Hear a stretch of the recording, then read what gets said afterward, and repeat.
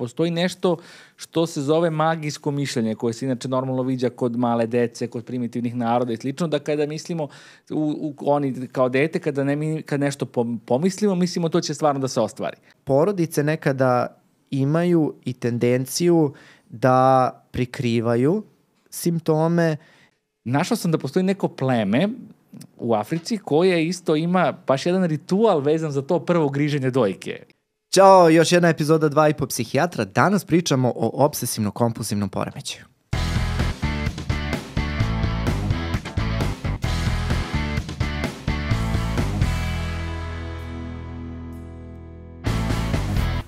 Pre nego što počnemo, imam nekoliko stvari da kažem. Dakle, prvo bih da se zahvalim svim ljudima koji su se subscribe-ovali na naš kanal. Ljudi, prešli smo 20.000 subscribera. To je za nas velika potvrda našeg sadržaja, da zapravo znamo da uživate i prema vašim komentarima vidimo da vam je od koristi, što nam je bio i primarni cilj u samom startu. Sa druge strane, moram da se zahvalim svim ljudima koji su se do sada pretplatili na Patreon i da pozovem i sve ljude koji do sada to nisu uradili. Ukoliko želite novi dodatni sadržaj i ukoliko želite da vidite epizodu i pre nego što izađe na YouTube-u, bez reklama i drugih distrakcija, slobodno se pretplatite na Patreon. To će mnogo pomoći našem celom timu da održimo ovu celu priču i da znate da nam je od velike pomoći. I treća stvar koju želim da naglasim, a možda za nas ovde i najbitnija i za mene lično, jeste da imamo jedan veliki comeback u naš podcast, a to je, ljudi moji, vratio nam se Mihajlo. Mihajlo, napokon, vratio si se, nikad bolji, nikad brži, završio si specijalistički ispit i prvo da ti čestitam ovako i javno i da kažem da mi je mnogo drago da napokon radimo podcast posle ne znam ja koliko meseci. Pa hvala ti, kao prvo, pa prošlo je sigurno 4-5 meseci, ja mislim. Evo, baš sad kad smo dolazili ovdje i pričali i sad gledam ovaj studio koliko se promenio, a opet je neka suština ostala ista, tako da eto, mislim, baš je lepo biti ovdje ponovo i lepo mi je što s tobom snimam tu prvu epizodu u mom povratku.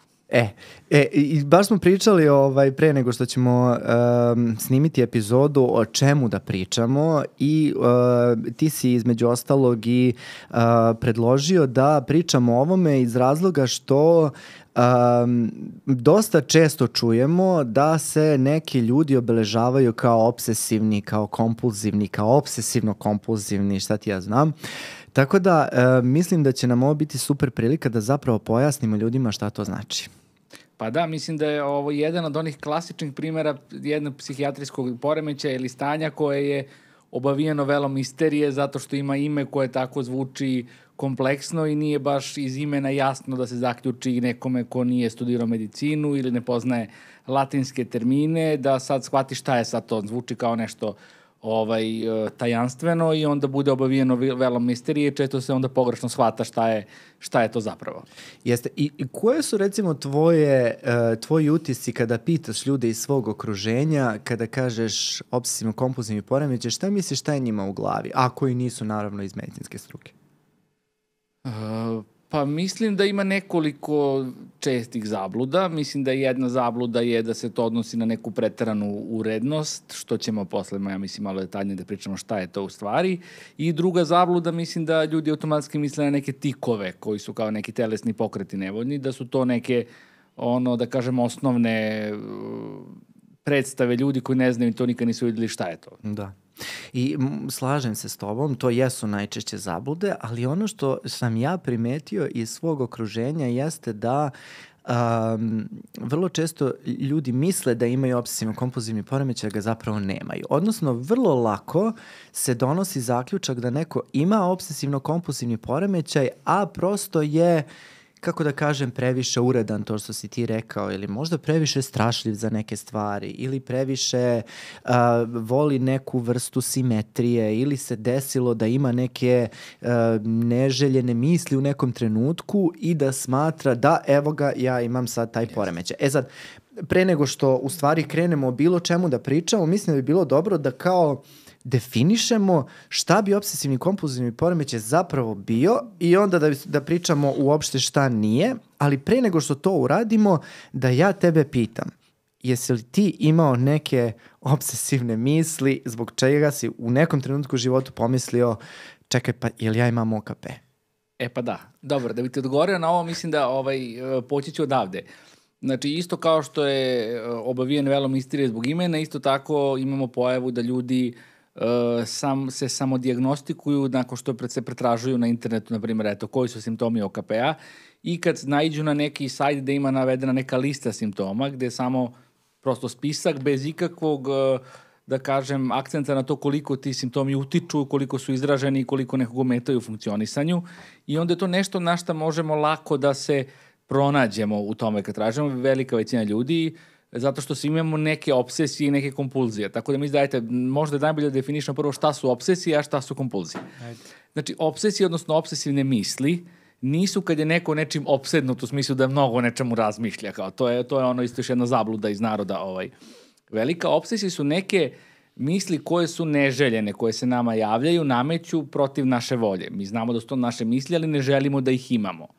I to je, na primjer, to, eto, da navede neki primjer, ako sad ja razmišljam to da li sam zaključao kuću ili nisam, i ako ja znam da jesam, ako mi se to nekako čačka me i izjeda me, onda je to obsesivna misao. Znači, ja ne želim da imam, ali znam da je moja.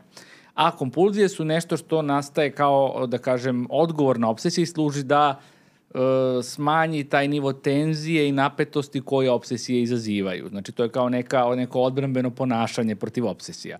I to, na primjer, ako sad ja nisam siguran da li sam zaključao vrata, ja ću da se vratim i 3 puta da proverim da zaključam vrata da bih mogao to.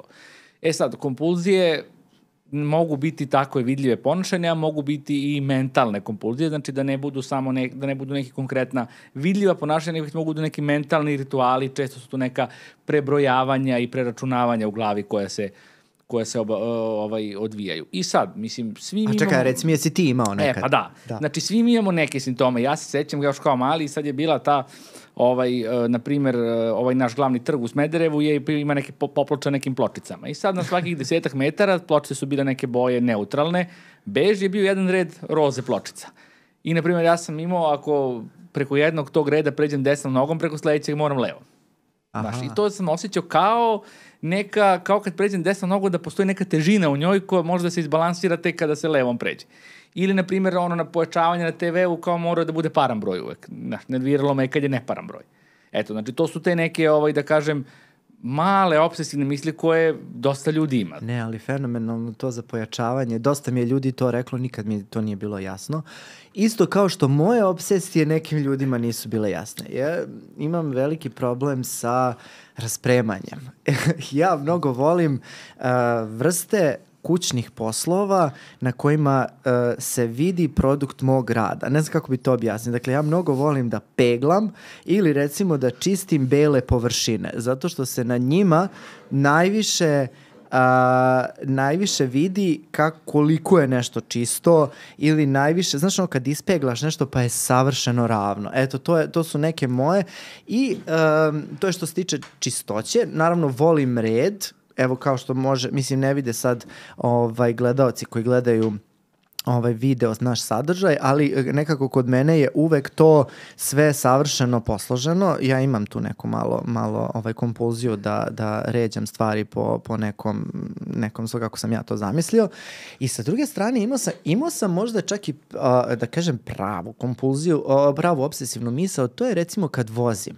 Ne znam da si nekada razmišljao o tome, prođe ti kroz glavu u nekom momentu šta ako se sad zakucam u zid. I kao da mi prođe ta mentalna slika zakucavanja mene u bankinu ili u auto ispred sebe. Da, pa ali ima i to imaju ljudi često, a i mislim da sam ja doživao nekada, na primjer, to kad si na nekoj visokoj terasi zgradi, kao šta ako skočim sad.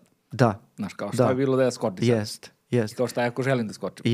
Jeste. I to je ono nešto što uznemirava i onda se kao odgovor na to javlja kompulzija. Dakle, javlja se neka vrsta radnje koja će tu... Koja poništava, u stvari. Tako, poništava tu misao. Jeste, da poništi tu odvratnu misao koja ti se u tom trenutku javila. Recimo, evo, sad kad si pomenuo to sa visine, to isto imam. Hvala ti na tome. u Ušću ili nekom tako tržnom centru, kad se popnem na onaj... Na drugi sprat i vidiš dole da je tako prolaze. I jako mi je jezivo kad vidim taj popločani pod i gledam dole i nekad moram priznati mi prođe slika mene kako ležim dole i sad onda kao uzmem kao presaberi se sad i kao otklanjam sebi te misli nekim kompulzijama. To naravno nisu sad neke kompulzije da ću ja sad pričat ćemo o tome šta sve kompulzije mogu da budu pa da ću sad da palim gasim svetlo, nego ja pokušavam to da neutralizujem. Dakle, pokušam da izbrišem te misli iz glave drugim nekim mislima. I to su ove mentalne kompulzije o kojima si ti pričao.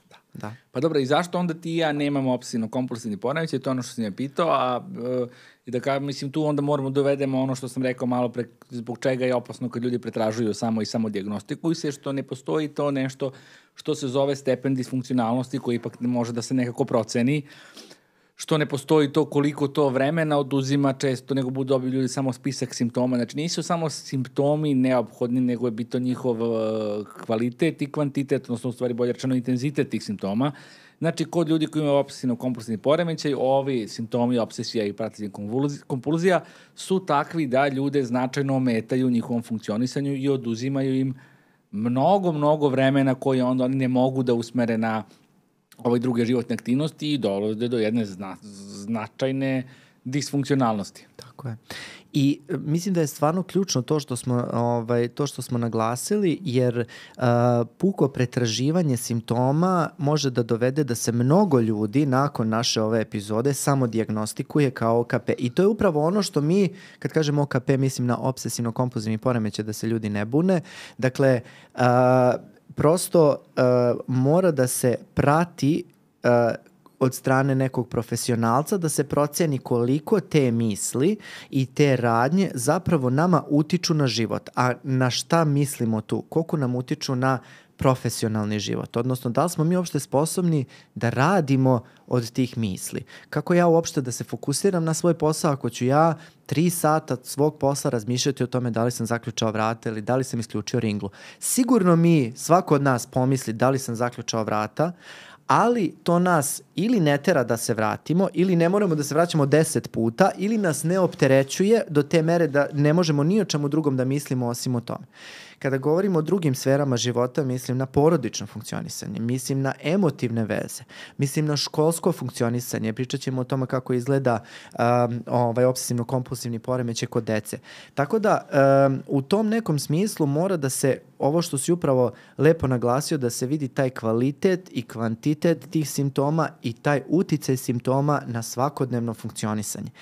E sad, mislim da ne smemo nekako brzo da preletimo preko samih simptoma, da nekako ih možda i malo bolje opišemo, pa ajde da se zadržimo sada na obsesijama. Dakle, već si naglasio da su to neke neželjene misli koje nam se nameću protiv naše volje, ali si u jednom trenutku i rekao da znamo da su naše. A šta to znači? Pa znači da nemamo uticaj da ima neka strana sila koja nam ubacuje te misli ili da sve to nekako preuzimamo nego da prosto vidimo da je njihovo poreklo u nama, samo što prosto nisu misli koje mi želimo da imamo. Tako je, znači nameću se protiv naše volje, vrlo su neprijatne, vrlo su intruzivne i stvaraju nam anksioznost. I to je ono kada sam nekako istraživao u stvari malo istoriju obsesivno-kompulzivnog poremećaja koja govori u prilog tome da je obsesivno-kompulzivni poremećaj u početku bio deo anksioznih poremećaja, zato što u stvari ima najviše veze sa anksioznošću jer te misli povećavaju anksioznost. Sada je malo drugačija situacija, to ćemo kasnije pomenuti. E sad, kada govorimo o obsesivnim mislima, da li imaš neki primjer iz prakse ljudi koji su imali neke malo, da kažem, malo češće ili možda neke potpuno, moram sad iskoristim taj pojam, bizarne misli kojih se sećaš ovako, koji su ti nekako na vrh pameti? Pa da, pa evo, prije nego što pređemo na neke konkretne primere, možemo da isto kažemo da postoje ipak, naravno, koliko god bogatstvo ljudskog iskustva, da ipak postoje neke teme koje su uglavnom teme obsesivnih misli. Znači, postoji tih nekoliko vodećih tema i tu imamo, eto, recimo, temu zaraze, odnosno taj neki misli da će se zaraziti i da će, znači, to strah od prljavštine, od bacila, mikroorganizama i raznih drugih svih elemenata koji mogu da budu stvari za zaraze, znači strah od prašine, od grinja, od vaši, od svega toga i to onda takve misli naravno logično uglavnom su ukombinovane sa kompulzijama čišćenja i ribanja i slično. I postoje naravno neke agresivne koje su jako neprijatne jer mogu da izovu jače krivice kod onog kojih ima. Naprimjer, kada neko ima misli da ubije svoje ukućane ili tako nešto, da ih povredi. I to je, s obzirom da kažem da osoba nekako ne želi da ih ima, a ima ih, onda je normalno da izazivaju velike osjećaje krivice kad se jave. Postoje naravno neke ideje grešnosti religijske, gde kao se nameću misli da neko nije dovoljno dobar, adekvatan, da je zaslužio neku vrstu kazne. Isto su povezane sa krivicom. Postoje naravno i seksualne neprijatne obsesivne misli i to je važno zato što to je zato važno da edukovati pacijente da shvate da te misli zapravo ne znače uvek njihove stvarne želje, jer time možemo malo da im pomognemo da nemaju tu krivicu, jer ljudi obično imaju krivicu kažu pa šta ako ja u stvari ovo stvarno želim? Da. Šta ako stvarno želim da ubijem, ne znam, svog oca, majku ili dete i to, a zapravo mislim nije tako.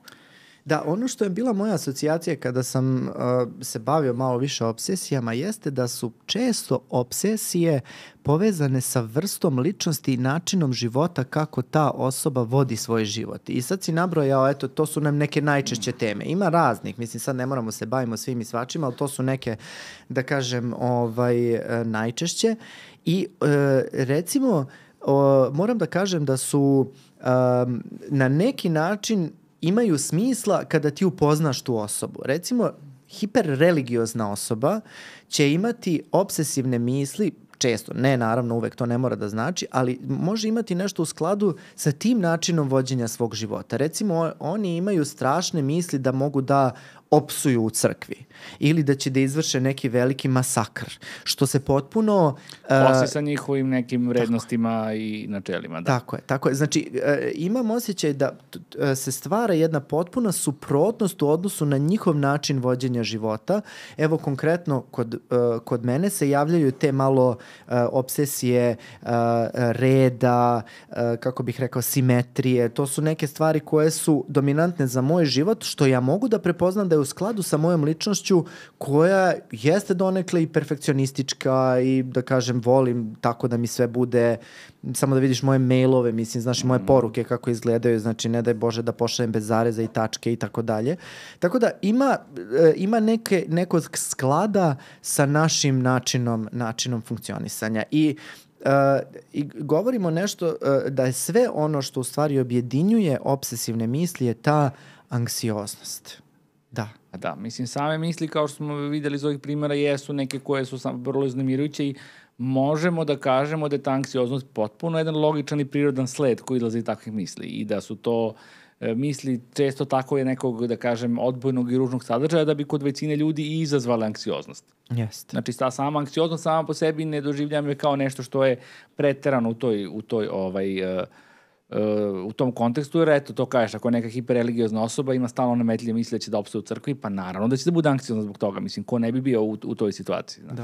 Da. A pitao si me za neke možda primere i setio sam se tog jednog svog pacijenta od pre nekoliko godina, mislim, koji mi je baš onako bio drag, a on je imao taj strah od zaraza i pre svega od HIV-a i to je bilo, znači, posebno je bila opasno samo da se nikako ne dobije HIV i on je, kada ide iz bolnice do kuće i sada on, kako na ulici pored kontejnera vidi neki bačani kondom iskorišćeni, on toliko se uplaši toga da samo ako prođe pored njega će moći da se zarazi, da on onda ide okolnim putem kući, putuje 10 minuta više zato što kroz tu ulicu uopšte ne sme da prođe.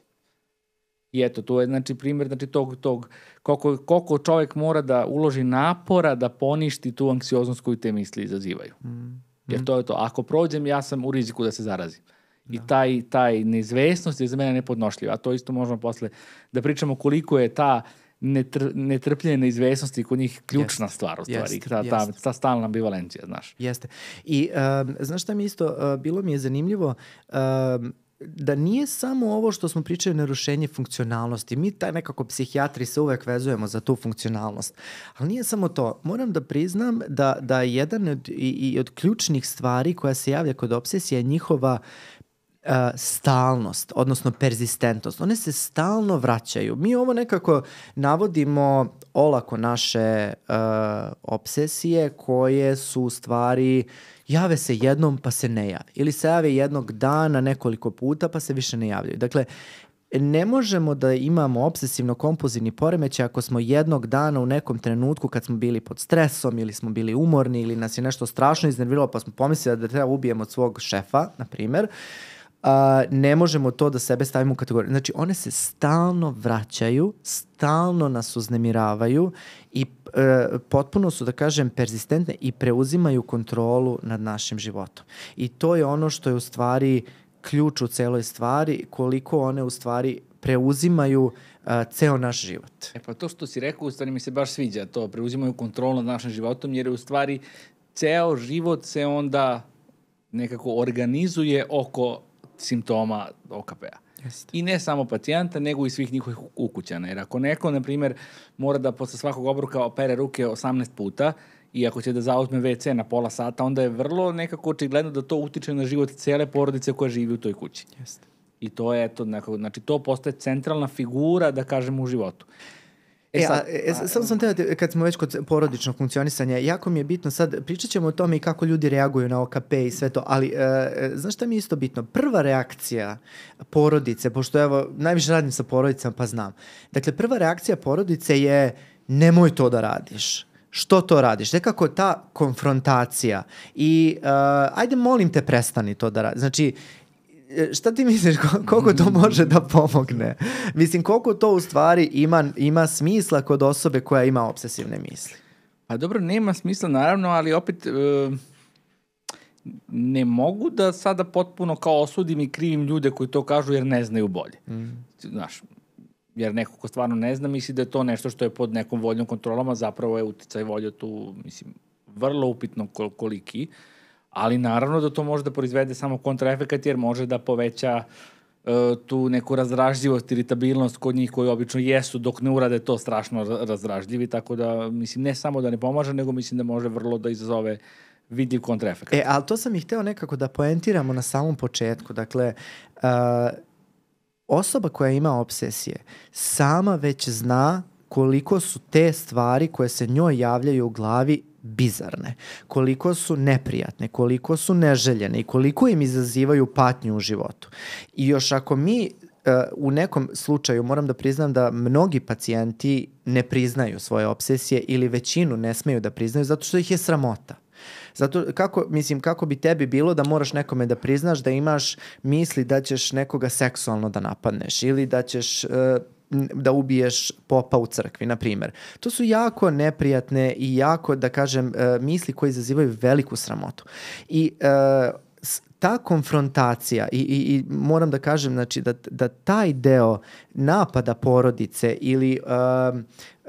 ili oni, znaš, one motivacione poruke, možeš ti to, ajde pokušaj i tako dalje, da mogu stvari da stvare, jako mi se sviđa što si rekao, da stvaraju kontraefekat i čak i da prodube tu kliničku sliku, zato što te osobe su upravo, što si rekao, anksiozne i samo nekako, da kažem, tonu dublje u tu svoju krivicu, u svoju nesigurnost o samom tome, povući će se u sebe i onda razviti neku sekundarnu, odnosno neku nadogradnju na taj sam simptom i razviti neku depresiju ili neki drugi anksiozni poremećaj.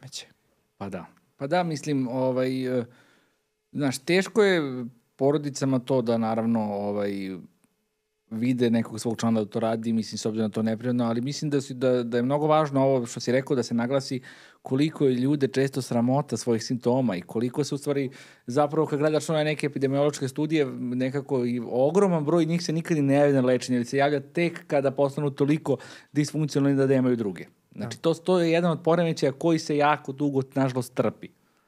I trpi se nelečen, a uzima veliki danak, jer osim vremena troši ogromne količine energije, osobe su stalno napete i što je nekako meni od svega možda najznačajnije, često vrlo nesposobne za neki samostalan život i za ostvarivanje nekih bogatih interpersonalnih odnosa, zbog toga koliko ti simptomi dominiraju njihovim životom. Da.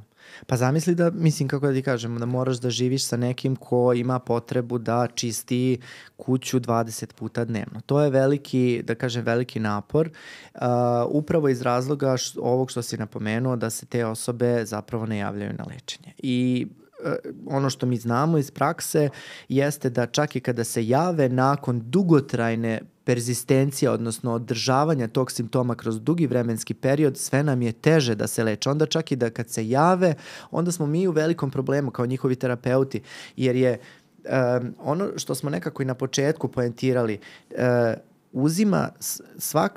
svaki simptom uzima svoj danak, a pogotovo ovaj, gde se život reorganizuje, porodica se reorganizuje, postane način razmišljanja, način života.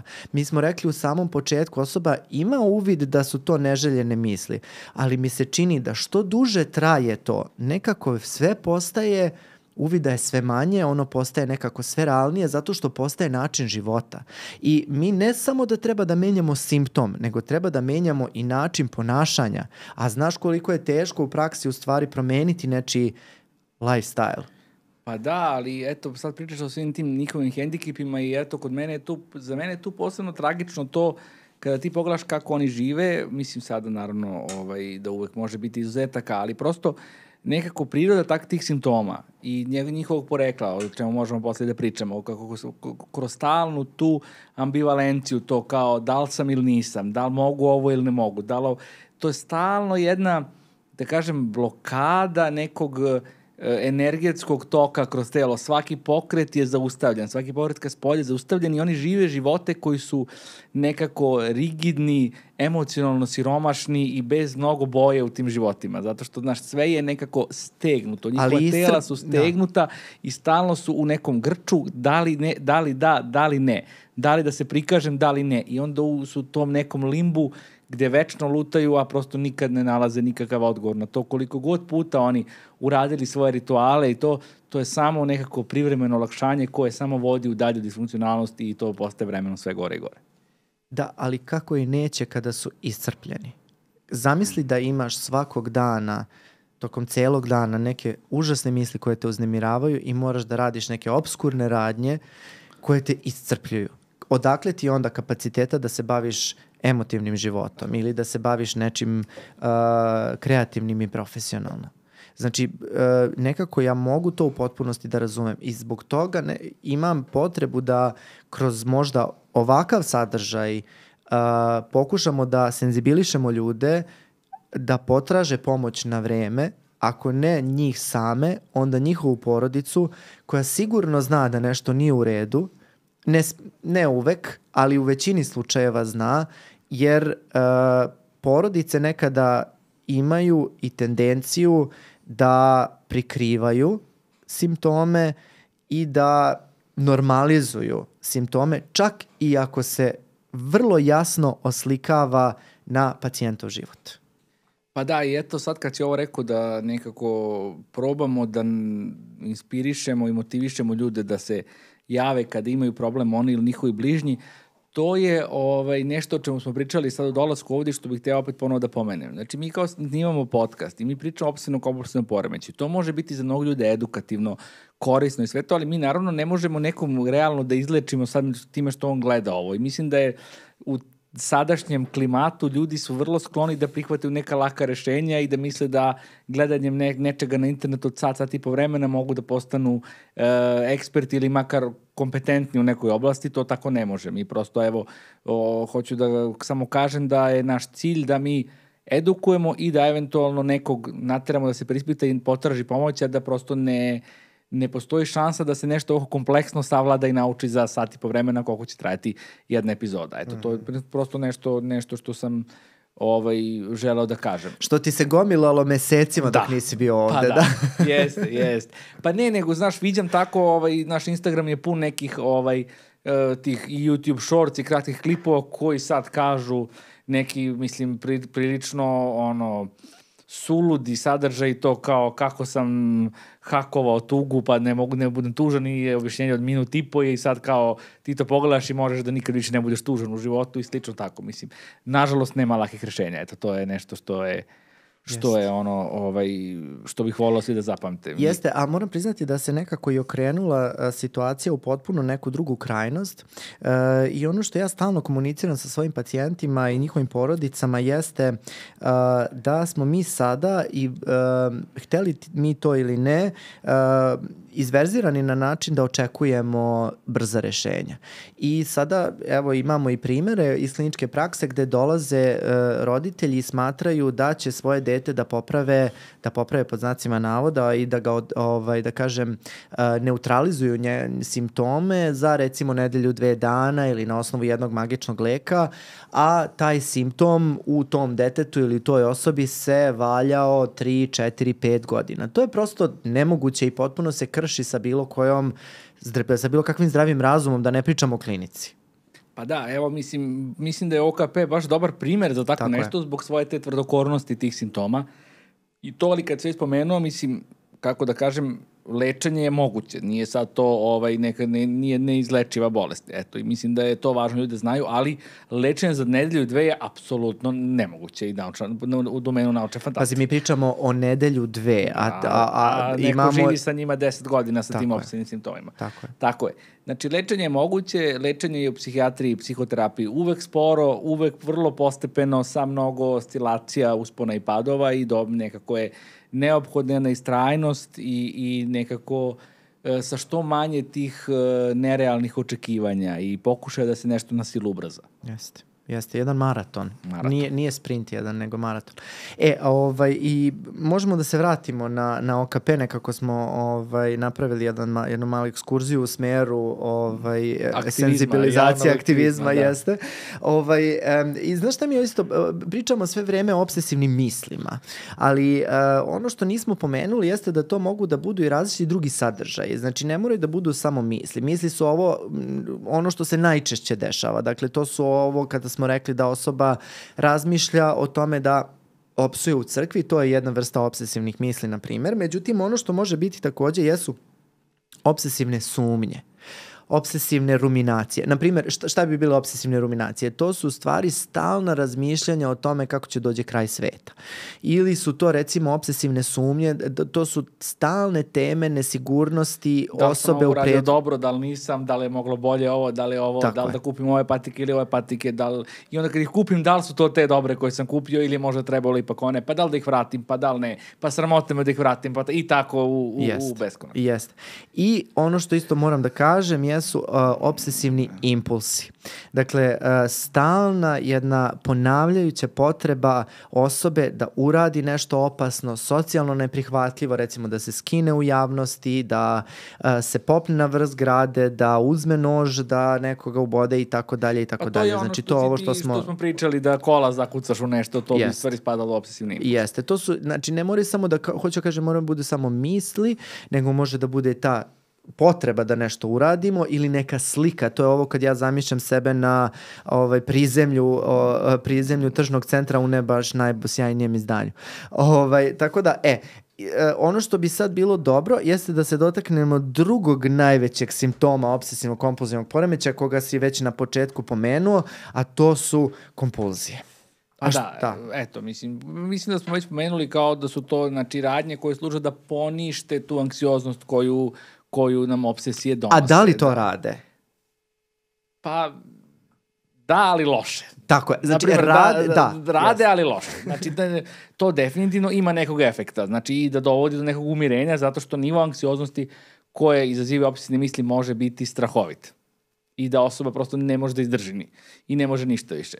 Kompulzije ipak daju neko kratkotrajno, delimično olakšanje. Ali mislim da je ključno to što si rekao, dakle kratkotrajno rešenje. Na duge staze kompulzije samo podhranjuju obsesivno-kompulzivni sindrom, odnosno stalno ga podhranjuju te strahove i tu anksioznost i nastavljaju. A sad sam istraživao zašto se to u stvari uopšte dešava, to je meni bilo fascinantno. Kako je moguće da osoba izabere kompulziju da svaki put da je reši anksioznost i nikada se i nikada se ne odluči za neku drugu vrstu savladavanja anksioznosti.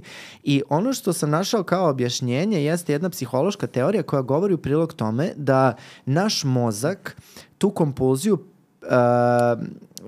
vidi kao jedno spasonosno rešenje u tom momentu koje se ponavlja i stalno rešava nas anksioznosti.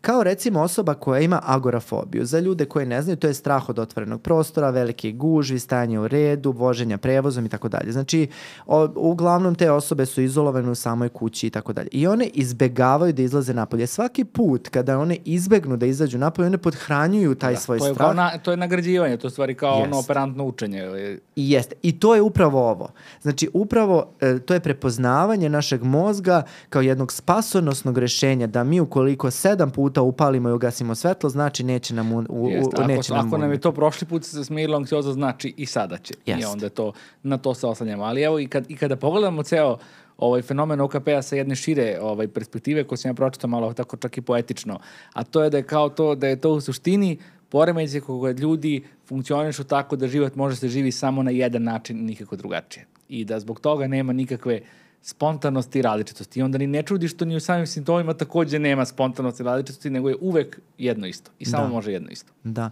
I pričali smo ranije o ovome, o filmovima koji su rađeni na temu OKP-a i onaj film sa Jackom Nicholsonom o kojem smo pričali. Da. Dobro da bolje ne može biti. Da, i to je film u kome upravo on radi ovo što smo mi pričali. Dakle, bira svakodnevno isti restoran, istu konobaricu da mu donosi hranu, na isti način nekako dolazi do tog restorana i tako dalje. Znači, on već vodi jedan rigidan način života i onda nakon toga se potpuno urušava u jedno obsesivno-kompulzivno stanje koje mu posle pravi dodatne probleme. I to mi je baš bilo interesantno. Jeste, pa to je taj film je dobar primjer da uvedemo sad u priču taj obsesivno-kompulsivni poremećaj ličnosti i kao i po čemu se on razlikuje od obsesivno-kompulsivnog poremećaja. Mislim, ime je jako nesrećno. Mislim da nije da jedno od zbunjujućih sličnih termina da postoji obsesivno-kompulsivni poremećaj i da postoji obsesivno-kompulsivni poremećaj ličnosti. A da veze nemaju jedan s drugim. Mislim, kao imaju neke dodirne tačke. Veze. Znači, evo da, kažemo par reči to obsesivno-kompulsivni poremećaj ličnosti. Ovo poremećaj ličnosti ste već i pričali više puta, tako da naši slušalci uglavnom i znaju već po nešto o toj značajnoj grupi. A jedan od njih je taj obsesivno-kompulsivni koji odlikuje jedna velika urednost, temeljnost u svemu u čemu se radi. Isto tako jedna rigidnost i neko ne baš preterano kapacitet za spontanost, za zabavu, za improvizaciju, nego uglavnom nekako se život živi po pravilima, po nekim uslednim šemama, bez mnogo odstupanja i da ta jedna rutina i monotonija se cene više nego bilo šta drugo. Sad, ključna razlika, naravno, mislim, to jesu neki dele neke simptome, eto, kao što možemo da vidimo. A razlika je što su poremećaji ličnosti, to čoveku ne smeta. On živi tako i on smatra da je to ispravan način da se živi život. Kao i svaki poremećaj ličnosti. Tako je, ali da, mislim, ovde nekako čak i nema neki poremećaj ličnosti, ipak imaju neke simptome koji ipak izazivaju patnju veliku. Ovde, ako čovek nema nekih prepreka u životu, on bar subjektivno ne doživljava neku veliku patnju, nego živi tako jedan kockast uokviren život po nekoj šemi, kao neki mali robotić koji ide kroz život i sve radi na isti način i nema tako nekog patnje i simptoma zbog kojeg će njemu da bude nekako mnogo loše, da bude disfunkcionalan, da bude oštećen, nego to je prosto kao način života. Da. A mislim evo to bih samo još da dodam,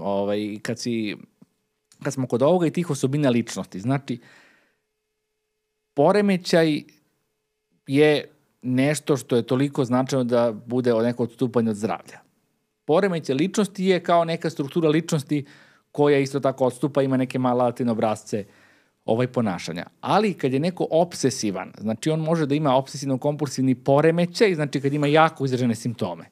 Može da ima obsesivno-kompulsivni poremećaj ličnosti kada je ličnost takva, a može da ima samo i obsesivne crte ličnosti. Znači neko može biti uredan, temeljan i perfekcionista, a da nema poremećaj ličnosti ili poremećaj. Znači, mogu da postoje samo crte ličnosti koje, nažalost, dele imena sa tim poremećajima, a mi u psihijatriji često gledamo te nazive crte ličnosti sa nekom negativnom konotacijom. Znači, ako je neko ima obsesivne crte, to može da bude ogromna prednost u nekim aspektima života, gde se zahteva dobra organizacija, gde se zahteva savesnost i nekako temeljni pristup, je li tako? Mislim, to je nešto što je dobro, a tek kada pređe neku granicu, postaje nešto što može da smeta. Slažem se. Isto tako, evo mi sad pričali smo, na primjer, pričali ste o narcizmu. I narcističke crte, kada su izražene u nekoj normalnoj meri, nisu nešto što smeta i ne znači automatski ono što podrazumeva narcistički poremećaj ličnosti sa odsustvom empatije i sa iskorišćavanjem drugih ljudi. Narcizam može da vuče ljude ka nekim stvarno dobrim delima i velikim dostignućima. Isto tako histrione crte, da kad je neko histrion znači da je šarmantan, jel tako, da je zabavan u društvu, da može da je on life of the party, znaš. Tek kada to pređe neku granicu, postaje nešto što je problem. A mi nekako smo navikli da te crte, kad čujemo tu reč, odmah pomislimo to je sad nešto loše. Jeste, ali moram da kažem da je u ovom filmu koji smo napomenuli, koji ovom puta preporučujemo svim našim slušalcima i gledaocima, dakle, ovo je pravi primer osobe koja ima i obsesivno-kompulzivni poremećaj ličnosti i obsesivno-kompulzivni poremećaj. Znači, on je jedan savršen primer. Moram da priznam da ima malo i te psihopatske crte i sociopatske kako hoćeš, ali...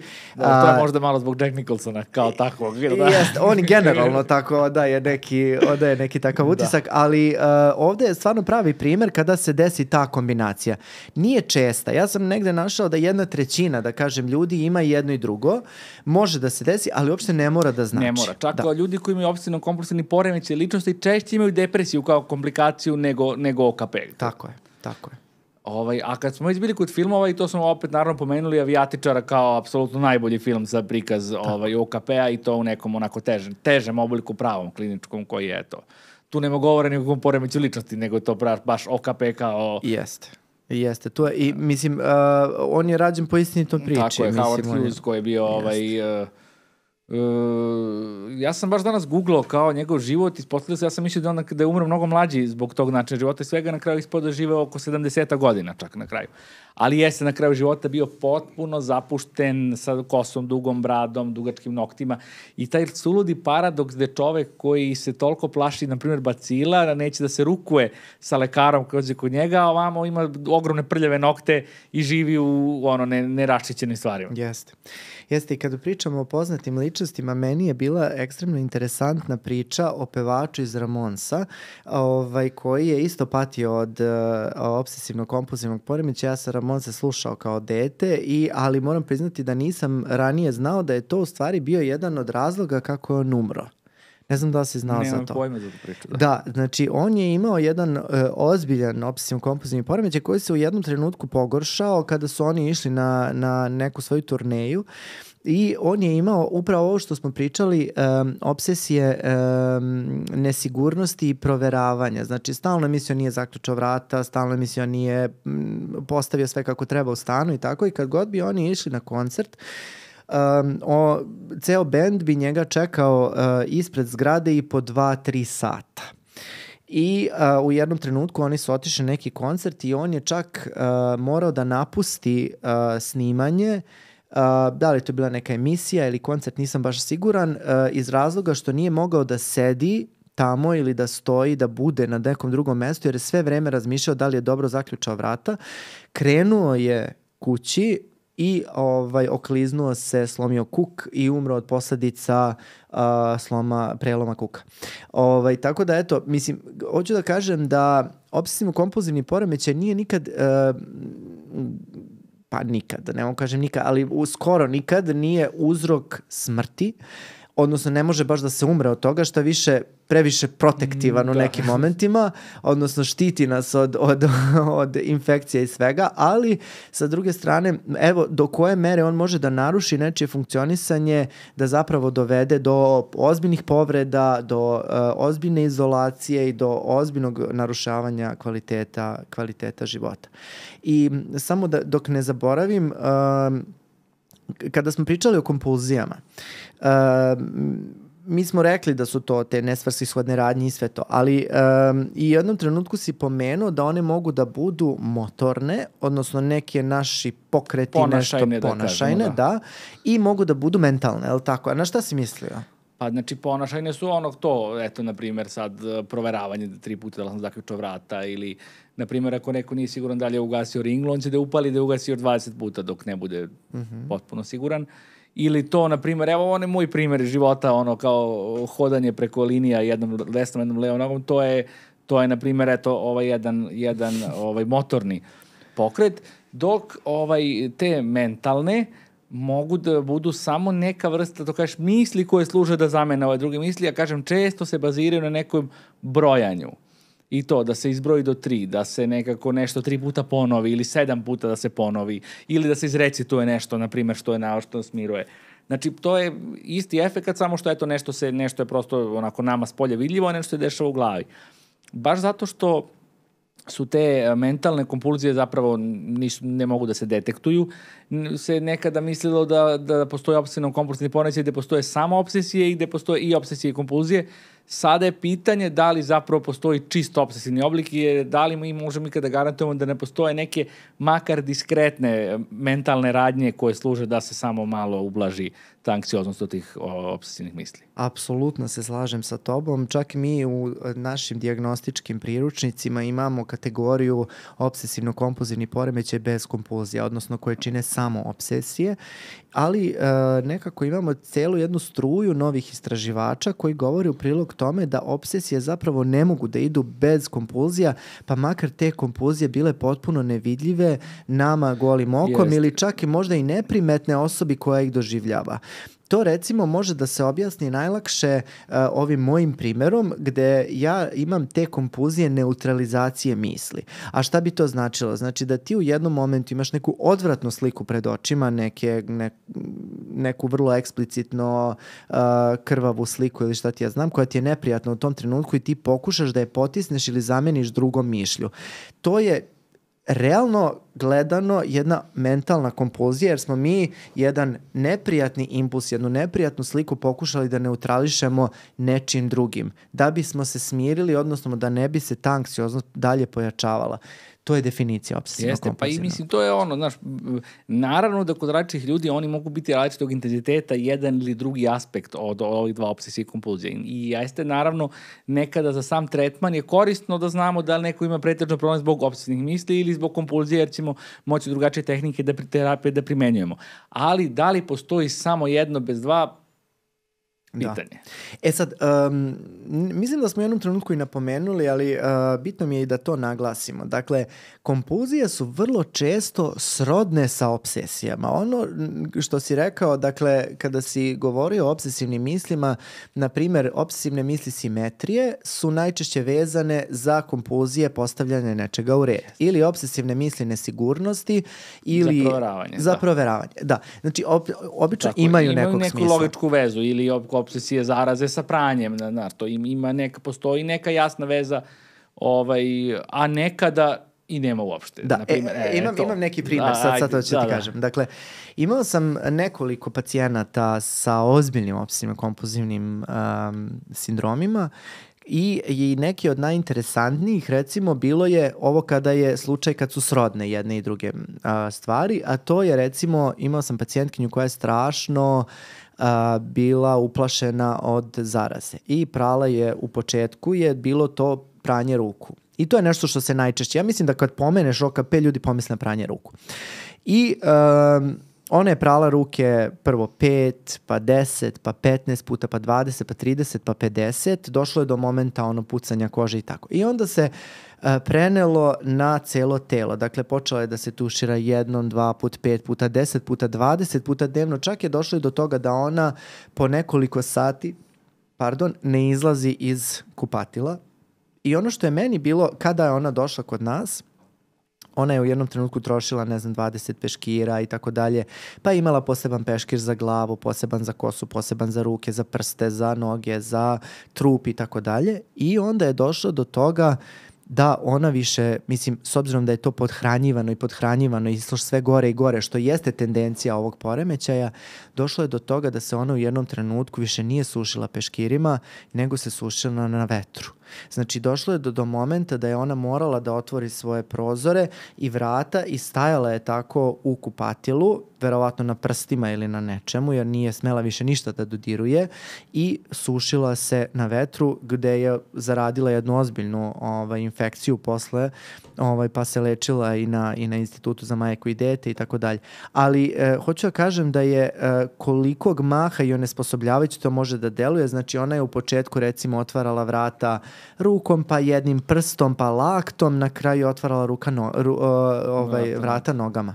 Znači, eto, do koje mere to u stvari može to podhranjivanje tih obsesija da dovede do jednog potpuno bizarnog ponašanja i koliku patnju mogu samo da zamislim može da stvori takav način života gde ti ne možeš prosto da uspostaviš kontrolu nad takvim ponašanjem, a nemaš dovoljno svesnu okolinu da se to da te navedu da se obratiš psihijatru. A druga stvar su ove koji nisu srodne baš.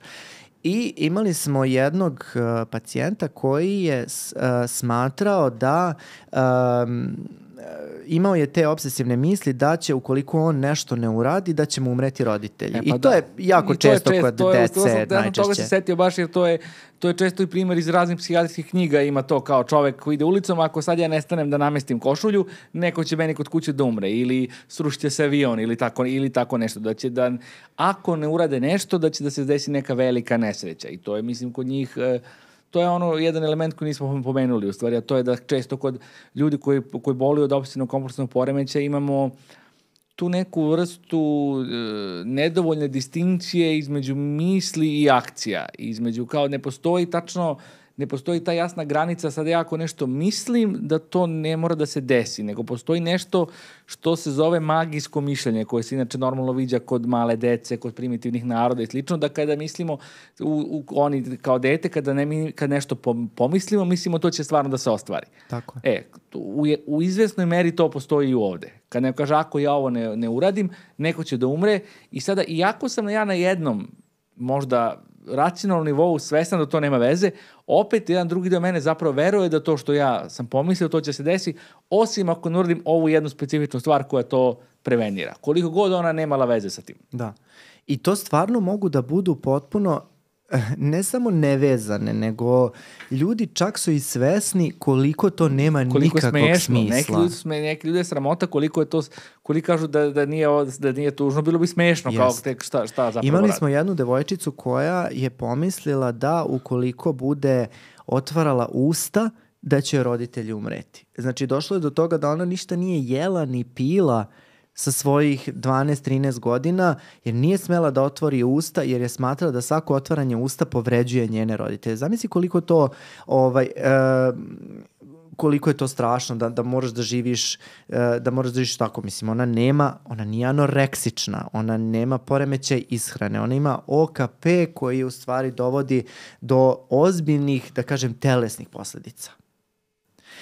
Sad, rekao si u jednom momentu da postoje različite teorije zašto KBT uopšte nastaje. I ja pretpostavljam da će većina komentara biti vi psihijatri se bavite samo nekom kliničkom slikom, a ne bavite se uopšte time zašto nešto nastaje. Jel imaš ideju, imaš neki podatak, neko objašnjenje iz tvoje psihoterapijske prakse zašto OKP uopšte nastaje? Pa dobro, naravno da postoje teorije. Poenta je što uopšte nije tačno da se kao psihijatri ne bave, a posebno psihoterapeuti isto da se ne bave zašto nešto nastaje. Samo je prosto, kako da kažem, mi ne možemo nikad da imamo neka sigurna objašnjenja. Mi možda imamo teorije i pretpostavke, ali s obzirom da se bavimo nečim što je u velikoj meri nematerijalno, kada ne postoji neki jasan organski uzrok, odnosno, mislim, ne kažem nematerijalno kao da to nešto sada transcendentalno, samo prosto ne postoje nikakvi instrumenti trenutno koji bi mogli da izmere bilo šta, znači mi možemo da imamo hipoteze i možemo kroz praksu da proveramo hipoteze i naravno da svaka hipoteza, mislim, ljudi polaze iz različitih uglova, znači iz različitih edukacija, psihoterapijskih pravaca, imaju potpuno drugačiji ugao posmatranja na nešto i svako će da ima svoju neku hipotezu koja će da bude donekle validna. Ali, mislim, pitanje je sad da li mi možemo da imamo neko pravo objašnjenje zašto nastaje, na primjer, to. Ja se, evo, mogu da kažem iz svoje perspektive, s obzirom da se ja bavim gestalt terapijom, gde je ključan taj ciklus kontakta. To je, ajde da mora kažem ukratko kako to izgleda generalno, pa da onda kažemo na ovom poremećaju. To je da prosto ja kao organizam postojim se dovode u ovoj sredini u interakciji sa njom i da imam neke potrebe. I sad koja je meni dominantna potreba, to će meni da se javi u mojoj svesti. I sad naravno koristi se često primjer sa pijenjem jer je tako neko zgodan i ja sam to često ljudima objašnjavao. Na primjer, ja sam sada žedan i šta je sad prva stvar koja se dešava? Prvo, ja osetim suvoću u grlu. Znači, to je nekako neki nivo senzacije. Zatim, to nekako na svesnom nivou ja obradim i kao, ja sam žedan, treba da nešto pijem. Onda ide faza mobilizacije gde ja planiram kao šta ću da uradim i kako ću. Evo sad tu mi je čaša, treba da uzmem i to. I onda faza akcije u kojoj ja to uzimam i onda ide pijem vodu. Pijenje vode je nešto zove pun kontakt, onda da ja zapravo kao razmenjujem nešto sa svojom sredinom, u smislu, znači ja uzimam te hranljive materije iz vode, zadovoljam svoju potrebu, onda spuštam, to je neka faza post kontakta, odnosno faza zadovoljstva gde ja asimilujem to iskustvo, na primjer, moje pijenje vode i onda sam u stanju neke plodne praznine dok se ne javi sledeća potreba. I stalno postoji to je taj ciklus potrebe. Ciklus kontakta. Kontakta, izvini.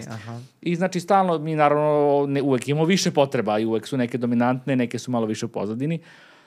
Sada, po nekim gestalt teoretičarima, ali kažem i tu postoje silna neslaganja što sam vidio sad dok sam čitao. Znači ni u okviru ni jedne teorije ne možete vi da nađete ljude da se potpuno slažu. Pa zato su i teorije, tako mislim, da. Znači, po gestaltu generalno mnogi simptomi nastaju kad se na različitim mestima u tom ciklusu kontakta desi prekid, odnosno zastoj.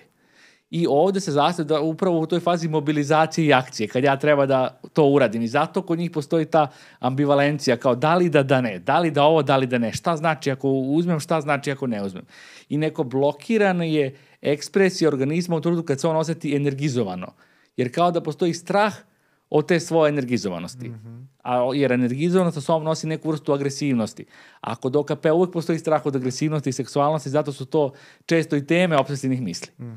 Tako da ima isto još jedna priča interesantna koju bih rekao. Postoji naravno dosta je poznata ovako i širim narodnim masama, je Freudova teorija psihoseksualnog razvoja, gde postoje one neke faze oralne, analne i slično, kako dete razvija se, koje su mu ključne potrebe u tom periodu i sad ta prva faza, oralna faza, koja je glavni akt dojanje, to ti svako znaš, pošto da se baviš decom, koliko je važan taj kontakt majke i deteta tokom dojenja i sad kod Freuda je to oralna faza bila jedna pasivna faza iz ugla bebe, jer ono samo prima zapravo dojku i mleko od majke. Sad, taj Fritz Perls koji je pravio u stvari prvu teoriju gestalt terapije je rekao da ipak postoji jedna druga kao podfaza isto, koja je agresivna faza, a to je kada dete prvi put dobije zube i kada on ugrize dojku majke i kako je to zapravo prvo ispoljavanje neke agresivnosti od strane deteta. Pritom što mora se reći da on agresivnost shvata ne samo u negativnom kontekstu, nego svaki pokret ka svetu je kao neka vrsta agresivnosti. Da. I zapravo mnogo zavisi onda od tog reakcije majke na taj ugriz deteta prvi. Da li će ona to moći da, što bi rekli psihoanalitičari, kontejnira ili će da nekako ga odbaci, da se iritira, da bude zahladni, da ga kritikuje. Našao sam da postoji neko pleme u Africi koje isto ima baš jedan ritual vezan za to prvo griženje dojke. I to je kada beba prvi put ugrize dojku, da majka ga ovako zagrli, ljulja ga i peva neku mantru koja u stvari znači on ili ona nema mozak, u smislu to nije uradio namerno. Aha. Da bi se prihvatio taj da kažem, dečiji prvo ispoljavanje agresivnosti. Da. Tako da eto, mislim, ima nekih teorija sad šta tu može da bude. Te teorije su važne, ali kad dođemo do nekog tretmana i kako to lečiti, čak i psihoterapijski, nije čak ni uvek ključno kako je nešto nastalo, da bi moglo da se leči. Mislim, sad bi me vjerojatno neki psihoanalitičari razapeli, ali eto, prosto mislim, mi u gestaltu radimo se ovde i sada iskustvima i bez neke potrebe da se potpuno rekonstruiše prošlost. Naravno da se sa prošlošću radi u onoj meri koja je prisutna u sadašnjosti, ali hoću da kažem da naravno da je teško da mi realno sa pacijentom saznamo kako je bilo reakcija njegove majke kada je on prvi put zagrizao dojku. Mislim, ali hoću kažem, to nije presudno uvek za tretman. Da. Ja moram da kažem iz ove KBT-ovske perspektive, u slobodno vreme se bavim iščitavanjem KBT-ovske literature jer nam je to najbitnije za praksu nas koji se bavimo decom. A evo, slučajno, KBT je nekako psihoterapija izbora za obsesivno-kompulzivni poremećaj. Za ljude koji nisu gledali ranije epizode, znači KBT se odnosi na kognitivno-behavioralnu terapiju, odnosno terapiju koja se bavi mislima odnosno korekcijom misli i ponašanja. Uprošćeno rečeno, najuprošćenije moguće, da me ne bi KBT-ovci razapeli sad, pošto nisam KBT terapeut. Ali kada sam čitao neku njihovu literaturu, naišao sam na neka vrlo interesantna objašnjenja gde oni govore da u stvari te kognicije, dakle KBT terapeuti se bave identifikovanjem misli, pogrešnih misli, to su te disfunkcionalne kognicije, odnosno disfunkcionalnih misli koje nas vode u disfunkcionalna ponašanja i samim tim u poremećaj.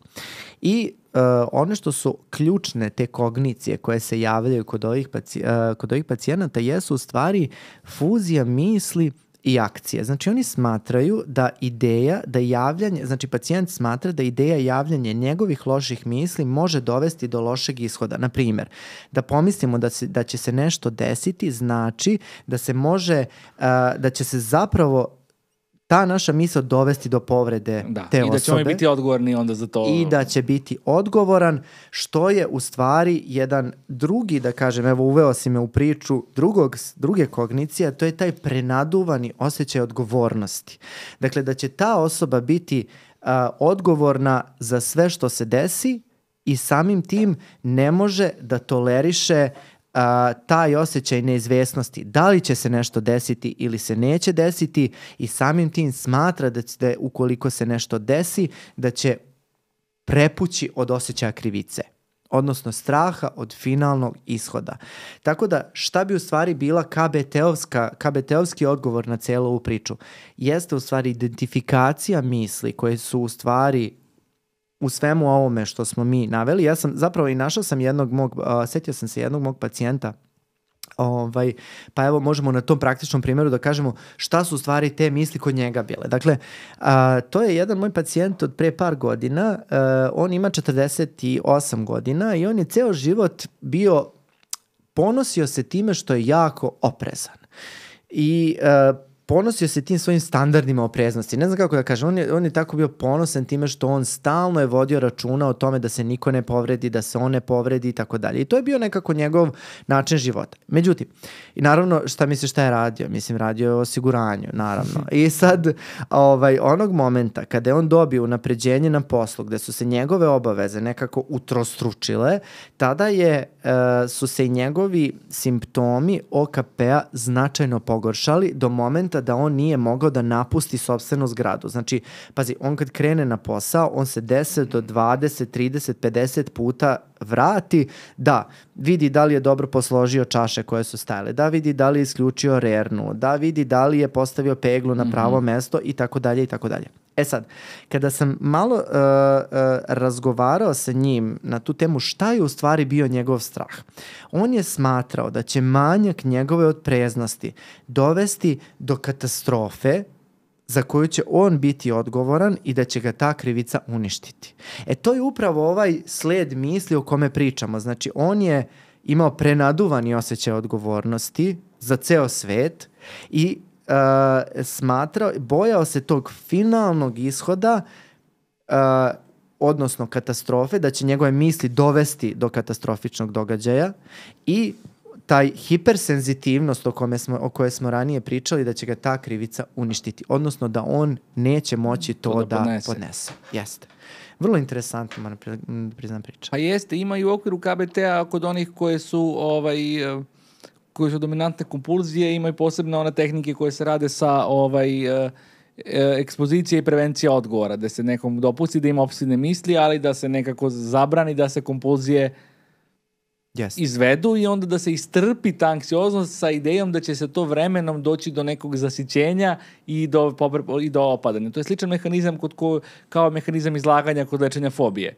Kad nekom ko se plaši lifta, kažemo, to jest uđe u lift i onda istrpi taj strah i onda prođe, tako isto imamo kao izloži se obsesivnim mislima, ali ne odgovori. Ma jeste, uđi ti u lift. Mislim, kako ti kažeš? Pa dobro, ti si počeo sad sa KBT-om pa rekao dopunim, inače mislim, dobro, kao KBT terapija izbora, ali mislim, moram da kažem, KBT ispade terapija izbora za sve psihijatrijske poremećaje, ali to ne znači da je ona nužno bolja niti lošija, nego prosto je takva da se njeni efekti mnogo lakše mere i procenjuju nego sve druge terapije. Jeste, drago mi je da si to pomenuo, zato što KBT je terapija koja se nekako najlakše meri u istraživačkoj praksi, ima najviše dokaza da radi. Znači, to ne mora da znači da gestalt ili psihoanalitički pristupi, porodična terapija, znači ne pomažu. Ja hoću da kažem da za nju postoji najviše dokaza i samim tim se smatra, da kažem, zlatnim standardom za lečenje, za psihoterapijsko lečenje OKP. A ovo što si napomenuo, odnosno terapija ekspozicijom, odnosno izlaganjem, jeste nešto, u stvari, to je taj terapijski metod pomoću kojeg u stvari dolazi do velikog poboljšanja, ali naravno da neće samo to izlaganje vrlo često dovesti do definitivnog poboljšanja, nego mora da se ide i sa ovom identifikacijom kako u stvari misli, u stvari proizvode ponašanja. Tako da su to sve različite tehnike, ali to će nam, možda pozovemo nekad nekog KBT terapeuta da nam to plastično i objasni. Pa jeste, ali mislim KBT je zgodan zato što je tako, kažemo, dokazano efikasan i standardizovan, tako da prosto se zna šta se radi, kako se radi i ima nekako dosta dobro vreme za koje postiže dosta brzo dovodi do povlačenja simptoma. Dok evo, ja mogu da kažem za svoju, ti možeš da mi posle nešto kažeš iz porodične ako hoćeš, ali kad sam čitao sad još i malo o geštaltu kako se posebno radi, znaš, teško je objasniti, gestalt je takva terapija da je lako raditi, ali teško pričati o njoj zato što prosto je ona razvijena kroz praksu i nema toliko neki prvo uniformni teorijski sistem pre svega. Jer eto taj Fritz Perls je on neke svoje misli pričao na raznim predavanja beleži, oni su od toga sakupili neku knjigu i to je bila ta Gestalt Biblija koja je izašla još 50-ih, pa su posle još to drugi autori dorađivali, imali drugačija gledišta i slično. Ali ono što sam našao, što mi se svidilo, što mislim da je univerzalno za mnoge vrste psihoterapije, ponovo dolazimo do one priče da na kraju nije bitno koja je psihoterapija, nego ko je primenjuje, odnosno koliko je u stvari odnos terapeuta i klijenta ono što je najvažnije, a to je da je ono što kažu da treba mnogo strpljenja. To sam našao u 2 knjige sada da se naglaša odmah strpljenja, jer su ti simptomi toliko uporni, toliko teški i čak sam jedno vidio, to će tebi biti interesantno, da neki koji je, mislim, čovjek individualan terapeut, preporučuje da se obavezno prva 2-3 puta pacijent dođe sa porodicom i da se radi prvo 2-3 puta da stekne sliku kako ti simptomi utiču na porodično funkcionisanje, kako se oni odnose prema pacijentu, prema simptomima i slično, pa se onda kreće individualni rad. I tu terapeut mora da pruži neku vrstu sigurnosti, ali bez nekog razuveravanja. Znači, ne može da kaže, ako sad meni moj pacijent, kog sam pomenuo, kaže, jel vi meni možete da garantujete da ja neću dobijem SIDU, ja ne mogu to da mu garantujem. Jer ja ne mogu da garantujem to. Ja ne mogu da garantujem neću da završim ovu rečenicu živ. Mislim, shvataš, ne možemo da dajemo apsolutnu sigurnost, već možemo da dajemo neku vrstu... A to je ono što oni traže. Tako je. Ali možemo da im damo neku vrstu sigurnosti, nalik na roditeljsku negu koja će njima da bude dovoljna da istrpe životnu neizvesnost. Jer oni ne mogu da istrpe životnu neizvesnost koja je sastavni deo svakog našeg života. I ono što je mnogo interesantno, a to sam i mnogo pre nego što sam pročitao primetio u svojoj praksi rada sa njima, a to je da što terapija ide bolje, sve se manje priča o simptomima, a priča se o dostatku života. Znači, ako pacijent dođe, okupiran svojim simptomima i priča o svojim mislima, to neće voditi nikud. Nego se treba pričati upravo o životu van tih simptoma.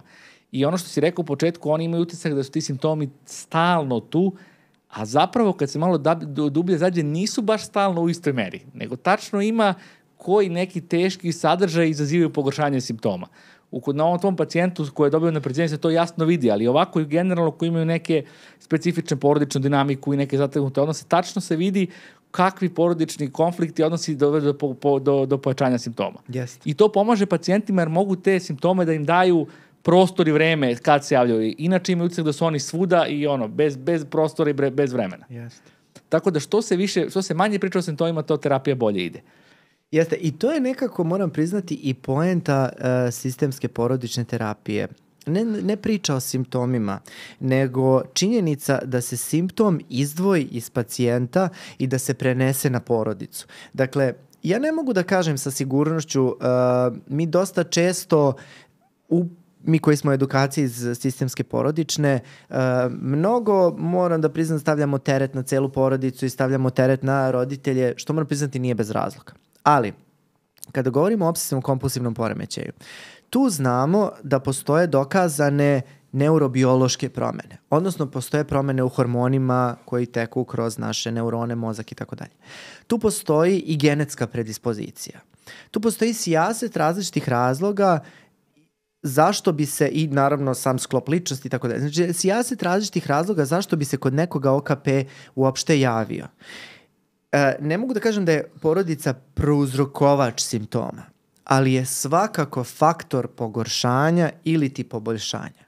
Znači, i ono što jako mi je fenomenalno što si naglasio je da i u drugim terapijama porodica mora da dođe, jer mi mnogo insistiramo na tome, jer su vrlo često faktor, ako ne okidanja simptoma, onda i pogoršanja, ali šta može da dovede do samo poboljšanja, to je poboljšanje funkcionisanja celog porodičnog sistema. Jer ako se porodica zajedno preispita šta oni rade da doprinesu stvaranju i pogoršanju nečije kliničke slike, to je jedini način da se taj simptom u potpunosti neutrališe. Jer mi vrlo često dobijamo pacijente, moram priznati onako, sad ću odvratno to reći, istovare nam ih u ordinaciju i kaže, moje dete ima obsesivne misli, popravite mi ga, reši problem. I ti onda kada kreneš da ispituješ roditelje zapravo o njihovim načinima funkcionisanja, o njihovim primarnim porodicama, ti u stvari vidiš jedan obrazac koji se kroz generacije prenosi načina razmišljanja, načina rešavanja problema, načina života, načina bilo kakve vrste funkcionisanja, koje u stvari se generacijski prenose i onda se zakače, moram tako da kažem, na najslabiju kariku. A to je obično dete u najranjivijem periodu, a to je pubertet, kada krene razvoj svih tih simptoma i porodica je upravo faktor koji taj simptom održava i nekako ga vrlo često i pogoršava. I jedini način da ga rešimo, odnosno da se to dete izvrti iz cele te situacije, jeste da se ceo porodični sistem promeni. I na tome uvek insistiram. Pa jeste i sviđa mi se ovo što si pričao to da je to često da su tu neki braci ponašanja koji su transgeneracijski. Jer nekako mislim da često dobijamo kritiku kao vi psihijatri samo krivite roditelje za sve. Znaš, kao sve je poteklo od roditelja i to.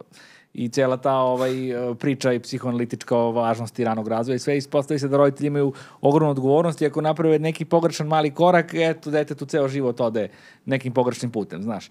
I ovo što ti kažeš nam nekako jasno govori da nije baš tako i da su to da nekako nije ideja da iko krivimo, niti da krivac postoji u velikoj većini slučajeva. Naravno da postoje traume, zlostavljači, nasilnici i slično, ali u velikoj većini normalnih porodica ne postoji neko ko je krivac. Već prosto su ti obrasci se ponavljaju generaciju u generaciju, a oni su verovatno nekad nastali čak iz dobrih razloga, jer nekad je to možda bio jedini način da se preživi. Taj neki, na primjer, specifičan način rešavanja problema ili tako nešto i to se onda prenosi, a postaje vremenom sve manje i manje adekvatno za decu i onda dovodi do na kraju razvoja nekog poremećaja. I mislim da je tužna činjenica, ali utešna u smislu da oslobađa neke neadekvatne odgovornosti i krivice, to da ne mora roditelj da bude nešto loš prema detetu da bi dete imalo neki problem. Nekad je to, nažalost, samo neka neusklađenost njihovih temperamenata ili prosto nekako nenalaženje na nekoj istoj talasnoj dužini koje može da bude uprkos najboljoj nameri i posvećenošću. Jeste. I evo, za kraj nekako da vidimo šta bi ti imao da poručiš nekome ko pati od obsesivnog kompulzivnog poremećaja ili ukoliko u porodici ili svom bližem okruženju ima nekoga ko ima takav problem. Pa da ima nade, znaš, da ima nade i da se s tim može boriti. Da. Ja sam isto i poruku imao za sam kraj, odnosno da je problem rešiv, da je izlečiv da što se pre jave, to će nama biti lakše da im pružimo pomoć. Što budu otvoreni da im se pomogne, to će im se lakše pomoći. I imao bi jednu poruku za porodice, a to je da upravo ne rade ovo o čemu smo mi danas pričali, da ne pritiskaju, da ne pokušavaju sami da preobrate osobu i da prosto nadam se da će im ova epizoda pomoći da razumeju šta ti simptomi znače i koliko ova bolest u stvari opterećuje i narušava kvalitet života. I nadam se, s obzirom da vrlo često osobe koje imaju obsesivno-kompulzivni poremećaj smatraju da lude, da gube razum, da će prosto da im se život završi na psihijatriji, da to nije tako, da ovo nije znak ludila i gubitka razuma, nego da je ovo problem kao i svaki drugi i da rešenja ima. Tako je, da se naoružaju sa osjećanjem i strpljenjem za sebe i svoje bližnje. Jeste. Mnogo mi je drago da si se vratio. Stvarno. Baš mi je drago. Ništa, ljudi, ovo je bila još jedna epizoda. Mnogo nam je drago, pored toga što nam se Mihajlo vratio i što ste i dalje sa nama. Ja ću vas zamoliti još jednom da čekirate naš Patreon. Dakle, svake nedelje tu izbacujemo dodatni sadržaj. Znači, ne samo da ćete dobiti epizodu napred, nego dobijete i dodatni sadržaj koji snimamo posebno za naše Patreondžije. Možete da izaberete svoj status, vidjet ćete kada odete na Patreon, da ćete budete deo naš, odnosno da budete IPO u 2,5 psihijatra, odnosno naš specijalizant ili samo pridruženi član, odaberite bilo koju opciju koja je vama komfortna u tom trenutku. Tako da ljudi, do sledeće nedelje vidimo se i družimo se, slušamo se. Ćao!